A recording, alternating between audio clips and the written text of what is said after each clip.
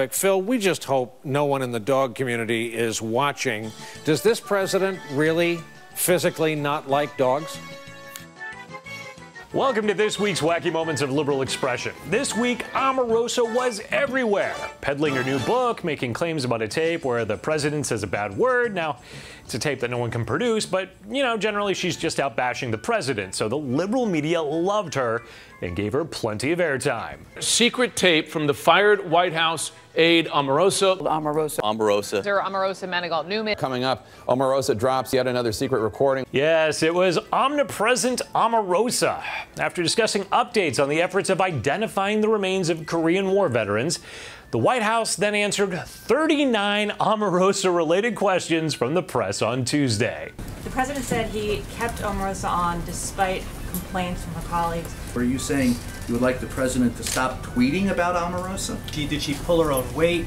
Was she viewed as untrustworthy? We've heard from the president via Twitter on Omarosa, describing her as crazed, a crying lowlife, a dog. Oh no! The president called her a dog?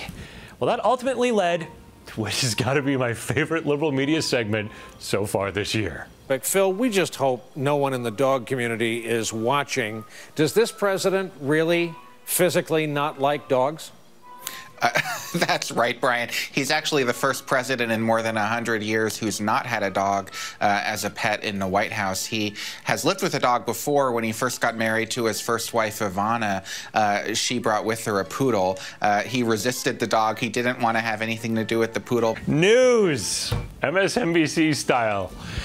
Lean forward as you double over with laughter. Because whenever Trump would come near Ivana's closet, Chappie would bark at him territorially. Ivana writes about this in her memoir that came out a few months ago. We launched an extensive web search that took us at least a few minutes, and we could only find one photo extant in all the land of Donald Trump with a dog.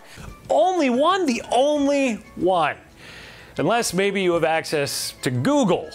But perhaps the instructions on how to operate Google were lost when Williams' helicopter went down in that rocket attack that he remembers so vividly. But wait, there's more than even this. It's MSNBC, so we need an hourly Trump Nazi reference, right? He's dehumanizing his enemies. That's the goal there. And there's a long history, actually, of authoritarian leaders who've used these animalistic slurs as insults to dehumanize individuals or groups of people. We remember during the Holocaust, the Nazis would call Jews rats. This segment has it all, and it represents MSNBC at their finest. Relating a tweet of someone calling someone else a dog to the Holocaust. Nice work, MSNBC. I mean, that takes some serious effort. That's a word a lot of people woke up to this morning as used by the president. Phil Rucker, we cover a lot of stories in the course of a week, you and I. This week, the liberal media also managed to obtain that collusion that it's been hunting for so long. And man, they were happy. That's after over 300 papers colluded to print anti-Trump editorials at the same time on Thursday. This is a very important issue that's near and dear to our hearts here at CNN. More than 300 newspapers across the country banded together today in support of the free press. There are some of the headlines on screen right there. You know, we don't want to navel gaze too much here, but... Yeah, well, not too much, because Jim Acosta never focuses on himself too much or ever gets his feelings hurt. The president responded on a day such as this with this tweet: "The fake news media is the opposition party, is very bad for our great country. But we are winning." Once again, Ron, I go back to, you know, we're not supposed to be shocked anymore. CNN focuses on itself so much, it's already recognized as a naval observatory. Now, one thing you may have not observed was the Wednesday arrest of Omar Amin in Northern California. Now, he's an accused ISIS terrorist and hitman who came into the U.S. through our refugee system.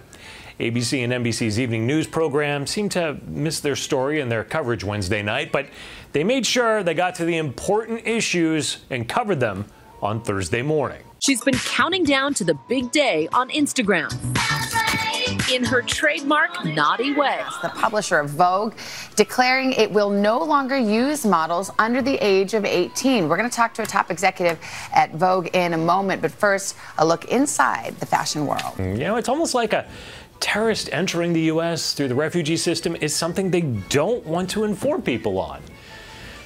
Well, that wraps us up for today. I'm Eric Shiner for MRC-TV. We'll have more from the wacky liberal media next week.